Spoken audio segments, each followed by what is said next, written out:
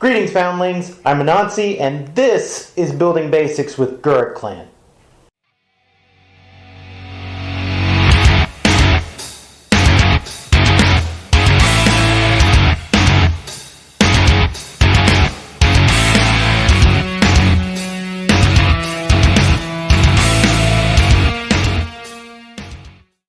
Today we're going to talk about what is arguably the most iconic and recognizable part of your new Mandalorian kit, your helmet. There are so many different options available to you, different construction methods, and today I'm going to give you a basic course on it, talk about each of these different methods available, the advantages, the disadvantages. I'm also going to go over what to consider when you're buying one as far as how it's going to fit on your head. So if you're ready, let's get started. We're going to go right down the line here. We're going to start over on this side.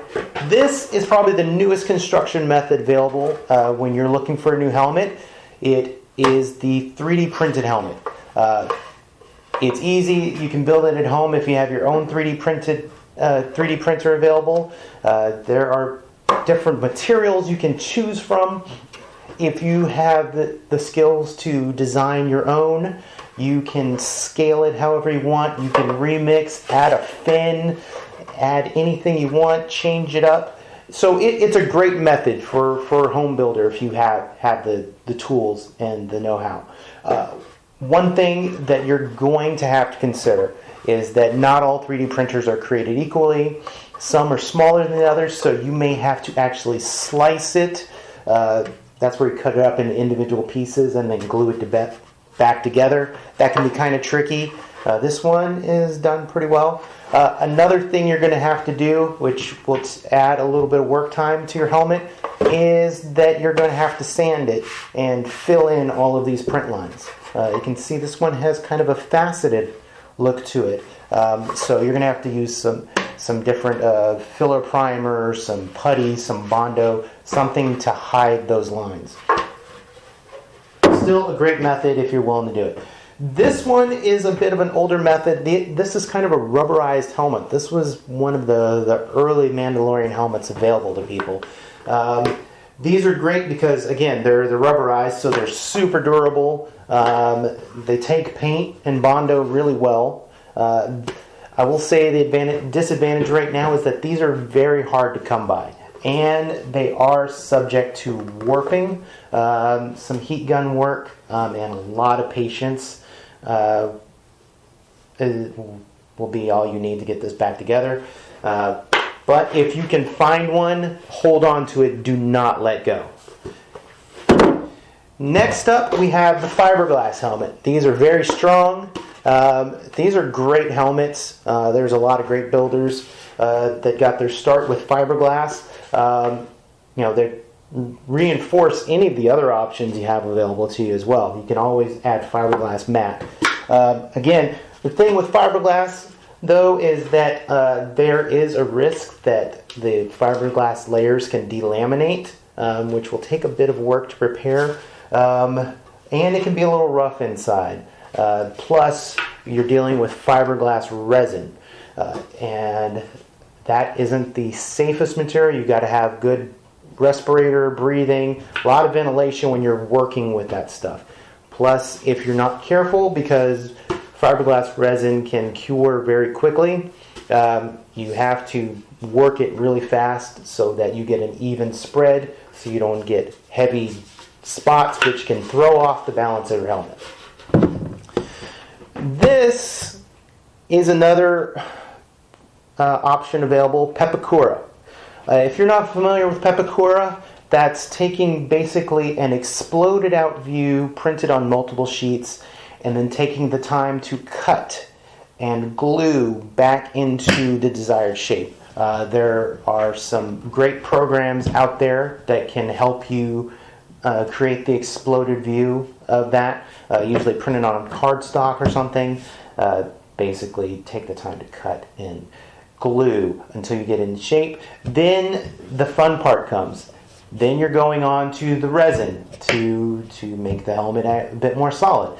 Then you're adding more resin. You may mix it with Bondo into something called Rondo. And again, you're dealing with the same thing as you're dealing with a fiberglass. You've got to roll it around, keep it even. And then you're bondoing the outside, and you're sanding, and you're bondoing. It's great for a home builder who doesn't mind working it. And again, you can come up with some great custom helmets out of that. But keep in mind, I wouldn't recommend it for a beginner. What I would go on to for good options for a beginner are your resin helmets. Now, there are so many different options, so many great builders of these. These are basically molded. They're, again, poured resin. They come in so many different shapes and sizes. They're great if you're looking for your first helmet. The disadvantages, I would say, of a resin helmet is that they can be a little bit pricey depending on how intricate the design or the company you're going with. They can range way up. Sometimes if they break, there's a little bit of a challenge to repair them. Some of them can be brittle, and depending on what they call the pull of the helmet, there may be some thin areas that you're going to have to build back out. Again, any of the information you need as far as repairing or building this, you can find on MandalorianMercs.org. Don't forget that. You can also, if you're looking to buy one, you can go to MandalorianMercs.org and go to our sales threads. There are so many great skilled people to look at that just check it out. There's also people on Etsy. Again, be careful with those. And there are some other great sources out there. But jumping back into the builds, there's a couple other build methods I want to talk about. Some people use pre-built costume helmets, most notably one that's called the Django 2-piece, or J2P for short. It's a great, inexpensive option.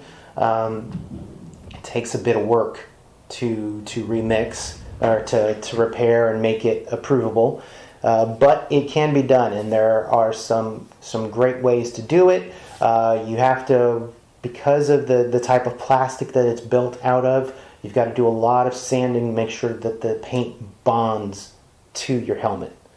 But if you're looking for a great inexpensive option, that's a way to go.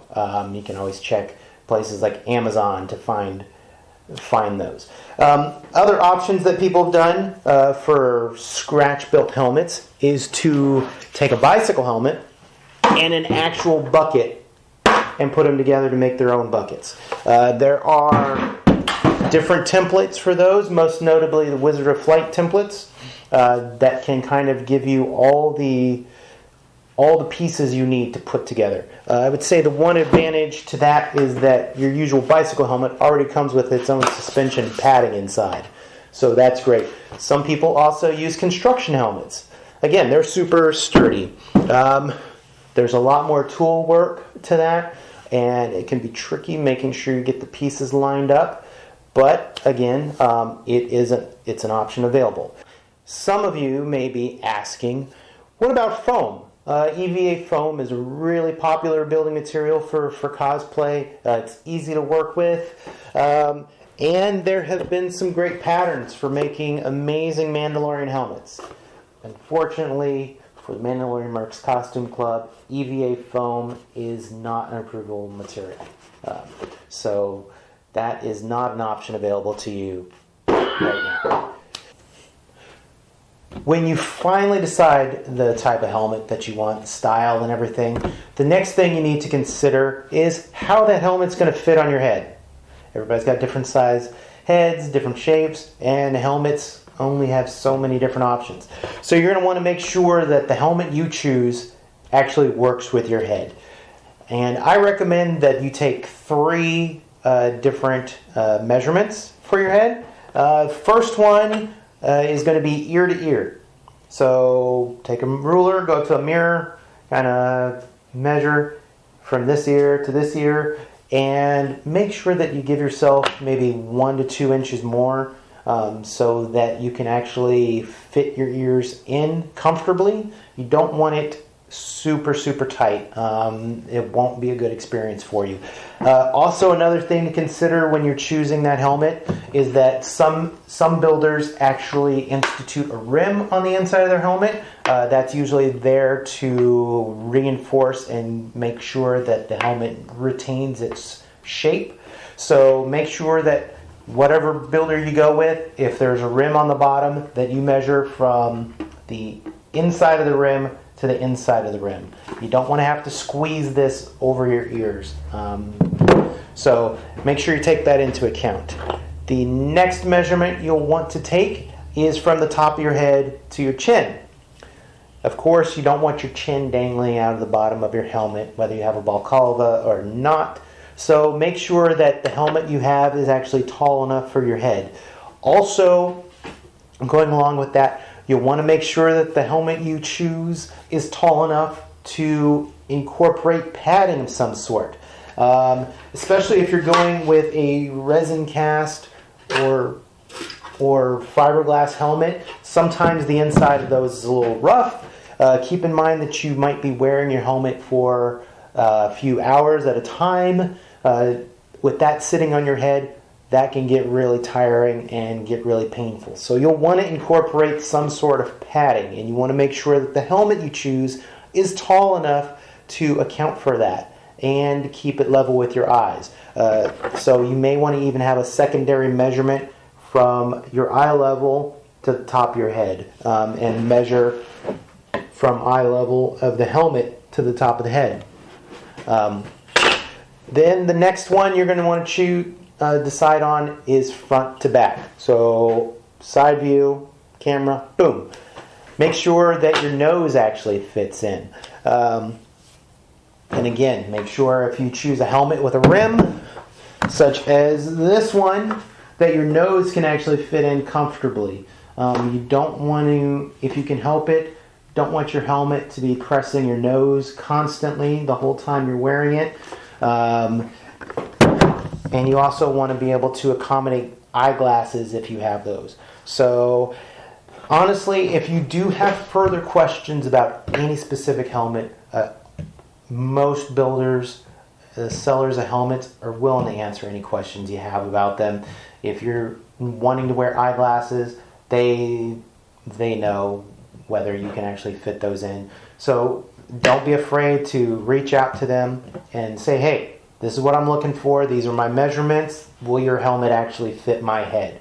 And keep in mind that there are those builders out there that cater specifically to people with extra small heads and extra large heads. And again, if you're 3D printing, you can choose any size you want, any style, because you can scale it up and down as you need to. So those are also things you want to keep in mind. Again, always check the forums first. There's people who've been at this for a very long time, have had to deal with all kinds of different factors. They can help you. So let's circle back to padding. Again, like I was saying before, there's a possibility you're going to be wearing this helmet for a long amount of time, whether that's at a day-long event, at a convention or something. Wearing a helmet can actually get kind of tiring after a while, so you want to make sure that you're as comfortable as possible.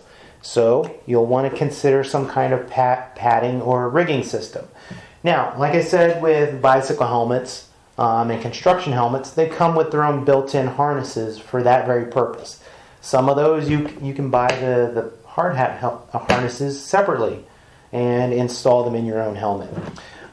This one, I actually adapted a harness from a Clone Trooper helmet by Hasbro. So this one's actually especially built for kids' heads.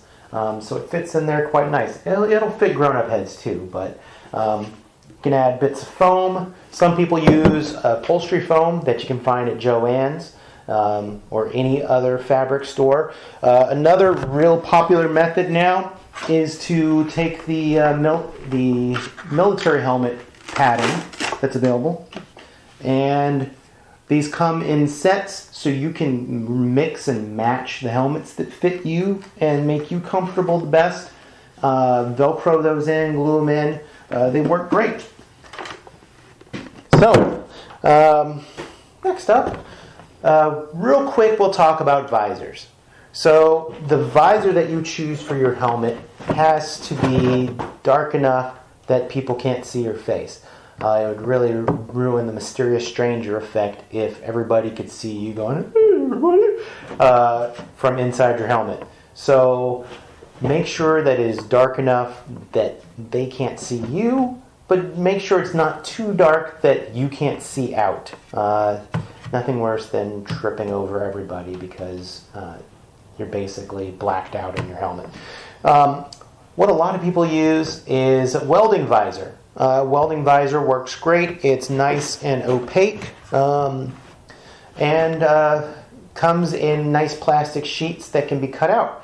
Other options available, there are vendors who actually make custom visors for helmets.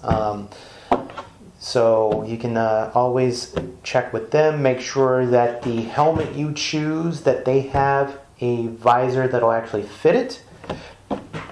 Other people take the clear acrylic and use the tinting sheets to make their own. And the cool thing about that is that there are lots of different tinting sheets in a variety of different colors. So you can actually add a splash of color to your helmet without paint. So that's always an option available to you. So that about covers it today about helmets. We went over the different construction methods, advantages and disadvantages. Went over how to make sure that your helmet fits. Again, if you have any questions on how to build, how to prep your helmet, make sure you go to mandalorianmerch.org. There is a sub-forum specifically dedicated to helmets. In addition, there is the JAD Halls of Knowledge, which can give you information on whether a specific helmet that you're looking at will fit the era of the kit that you're going to build. So you can look at that as well. There are so many different forums. Make sure you check with your reseller as well, because they're your local source of knowledge on your helmet. So if you have any more questions, be sure to comment below, like and subscribe, and join us next time for Building Basics Gurreck. Again, I'm Anansi, and I will see you out there on the hunt. Oh yeah.